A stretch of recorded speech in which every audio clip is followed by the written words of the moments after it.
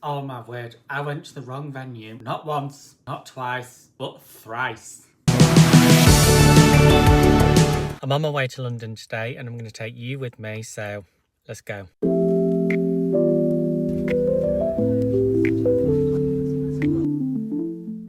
Finally made it into London and I've just checked into my room at the Locke at Wharfe, so it's sort of bank sort of area, but the room is pretty decent. I'll give you a quick tour around it, but first I want to show you this amazing view.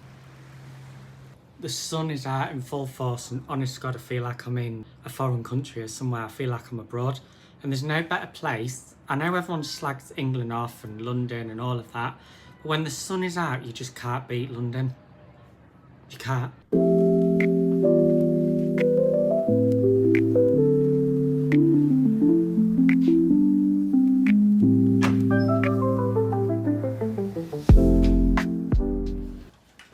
I cannot live Le Labo Teint Noir. People know me for this scent. I know that sounds really, really arrogant, but people know me for this scent. It's literally my signature. Oh, it's so good.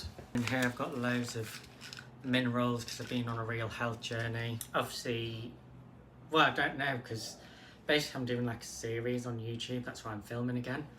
So I don't know if you'll have known about my health journey yet because I need to figure it out. Oh yeah, before I go any further, so today I've gone for a very light sort of look. Let me take that off. God, I hope I haven't got any fake tan sweat marks. Christ. Right, there we go. Yeah, I've gone for a very, can you even see these? It's a very sort of like baggy trouser. And then some sort of dark brown shoes. And then I've tied it in with the dark brown belt as well, so it's kind of like matchy. And then I've got my gold summery watch on from Casio. This was only like 30 quid, Argos. And then tonight I thought, because I'm in a bit of a transitional period with my style and I've lost so much weight. Basically everything that used to fit, like these are massive on me. There was 32, so that's why I've got my belt cinched in, because really I'm like in between a 28 and 30 now. So basically I need to get loads of new clothes and things like that.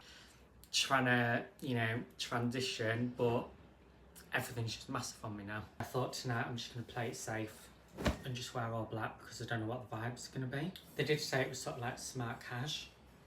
So I thought, well, I'll just do all black. Just a plain black t-shirt, plain black skinny trousers. I'm in M&S at the minute, by the way. I don't know if I'm just getting old or if M&S have just got really good.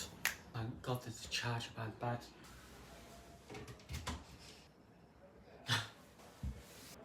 I'm all unpacked so I can relax, enjoy the sunshine, get out and stop yabbering on. Just got back to my room now and it is hot and I'm not a fan of hot hotel rooms, but anyway, can't believe the time. It's 4 o'clock and the event starts at 5 and I'm not even eating. Great, just gonna stay as I am. I'm just not feeling the all black sort of vibe for tonight. Scrap that, I'm already running late. It's literally like 10 to 5 and the event starts at 5, so yeah, that's great. I should just be called Mr. Late Christian because I'm always late. And that's not me flexing or anything like that, it's just me demonstrating that I've got really bad timekeeping, and for what? I haven't even done anything.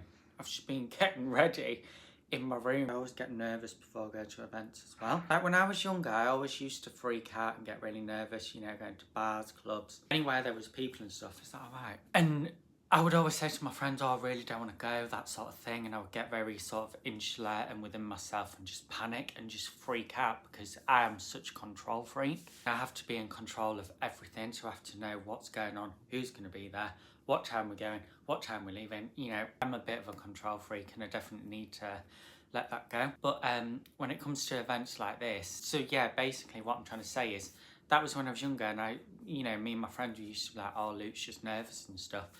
But it's only as I've gotten older that I've realised that actually it's social anxiety. And I just never knew what that sort of feeling was. And now there's so many people speaking out about social anxiety that I'm like, oh, there we go.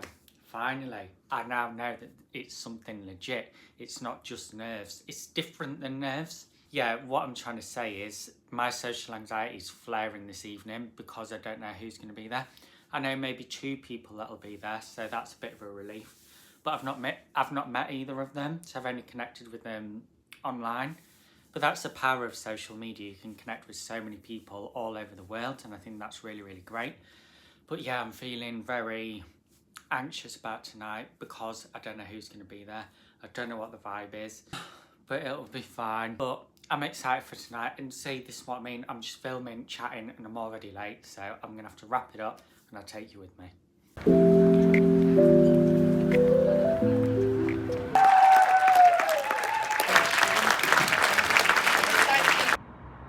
Good morning. It is 22:07, so it's 6:40 now. I've never been up this early in London, and if I was, it was usually for a cigarette or I would just be really hungover. But no, I'm a changed man now, so what can I say? But I'm just on my way to Blank Street to get some breakfast. It's my favourite place in London. I always get like a big blueberry matcha, so I'm going to go there now, take you with me, head back, and then I can tell you all about last night. I literally feel like I'm the only person in London. I don't think I've passed like a couple of runners, if that. No one here. Secured the goods, so I've got my large blueberry iced matcha and a pan au chocolat, you know, for balance and all that. So I'm going to head back to the room, start packing up, and then I'll fill you in on what I got up to last night.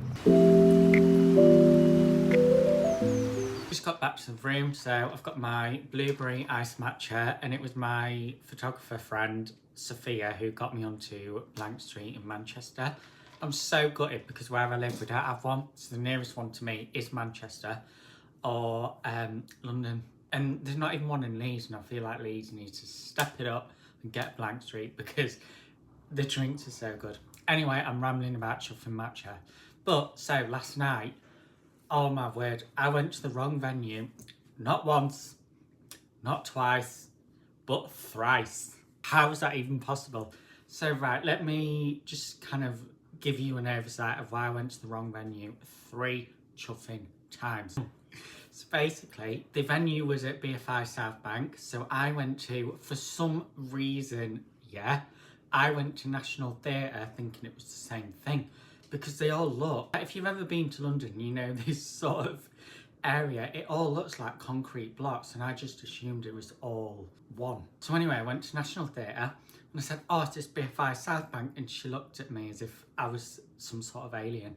She was like, oh no, it's just literally under the bridge. You just go over there and then you'll find it. So I was like, all right, okay, fair enough. So what did I do? What did I do? I walked under the bridge and carried on. I don't even know why I didn't see it under the bridge. So I carried on. And then the next concrete jungle, as you would say, was South Bank Centre. So by this point, I'm stressing because, as you can see, I was already late. I was like, oh, for sake, I'm already late. Where is it? So I asked someone, I said, where is BFI South Bank? And do you know what they said? Oh, it's just under the bridge. So I'm thinking, what? So anyway, I go back to where I'd just been, literally under the bridge, and it was there the whole time, obviously. But the reason why I got so confused is because I always thought that was a restaurant, that was a bar or something, because there's so many people sort of like sat outside having dinner, eating, smoking, drinking, whatever. So I just didn't assume that that would be, like, I thought BFI South Bank was sort of like an Odeon or an Everyman Cinema sort of thing. I just wasn't expecting that. That's all I'm saying. So that's why I was late 3 times. Not late. That's why I missed the venue 3 times. 3 times is a charm. 3 times lucky. God, whatever that quote is, that's what I'm trying to say. But yeah, no, the event was great. I wasn't able to get that much content because I wasn't sure how much I was allowed to. Because I always feel like with events like that, you know, you never know what you're allowed to share, what you're not, until you get, you know, permission and things like that. So I was just like, But I've got a few clips and stuff, which obviously I was allowed to put into this. But my God, the drama. So it's called Reunion. It was written by a deaf writer called William Major. I think that's how you pronounce his name. So he was a deaf writer, and there's so many deaf actors and people like involved, like even behind the scenes are all deaf as well. Not all deaf, but the majority of them are deaf, and that was something that William felt very passionate about, which I think is great. and he was saying he wants to open the door and let all the deaf talent come through, which I thought was really, really great. But the drama itself, bloody hell, I do not know what I was expecting. All I got told in the invite was that it was to do with this guy who just got out of prison, and it was a bit of a gritty drama. And BBC, when they come to dramas, they do it well. This was just, wow, outstanding. Literally, it was so, so good. And I'm not just saying that because I'm deaf, but I would watch that even if I wasn't deaf, because it was just so good. But yeah, definitely watch it. It's out on Monday, 7th of April. So today we're on Friday. So 2 days time, this video won't be out in time. So it'll be on iPlayer now. Or you can watch it weekly on Mondays. There's 4 episodes. So I've seen the first episode. Chuffing hell, it was good. And you know, oh, that's another thing as well, saying chuffing. I really like the fact that it was filmed in Sheffield. Finally, a bit of Northern England gets filmed, because everywhere's usually, I mean, I know Manchester's Northern, but it's usually always Manchester or always London. So when I knew that it was being filmed in Sheffield, I thought, oh, thank Christ. We've got a bit of Northern representation going on here. But yeah, no, the drama was, sorry, I know I keep going on about it, but it was just so good. I don't even know, you know, it was just chuffing great. Oh my God, my bags. After that, there was sort of like a networking opportunity and things like that. So I bumped into a few people that I knew, and that was really great to see them and have like a little brief catch up and things like that. Really, really nice to see them. So yeah, no, the event was really great. I was definitely feeling anxious before it, but there was no need. There was no need for me to feel anxious or anything like that. And there was lots of people that I did actually know, so that definitely helped. All packed, so I've just left there and I'm at King's Cross now waiting for my train. It's really hot here in London, but I hope you've enjoyed this style of filming, and I'll see you in the next one.